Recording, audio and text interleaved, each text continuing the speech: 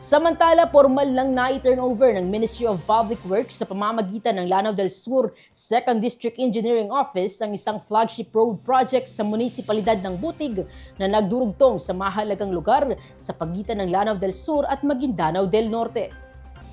Ang proyekto nagkakahalaga ng 54 milyong piso na pinondohan sa ilalim ng Special Development Fund ay sumasaklaw sa 3 kilometrong kalsada na nag-uugnay sa Barangay Sandab hanggang Makalupog at inaasahang magpapalakas sa mobilidad at mag-aambag sa kapayapaan at kaunlaran sa mga komunidad na dating apektado ng sigalot. Bahagi rin ito ng Regional Road Network na layong mapabuti ang akses sa pagitan ng dalawang lalawigan. Ayon sa MPW, higit pa sa simpleng infrastruktura ang proyekto dahil bahagi rin ito ng normalization efforts ng BARMM. Dagdag pa rito, ang proyekto ay bunga ng mga naunang plano sa kaunlaran at patunay ng tuloy-tuloy na kaugnayan o ugnayan ng regional, provincial at municipal government, katuwang ang iba pang ahensya at ang mga komunidad.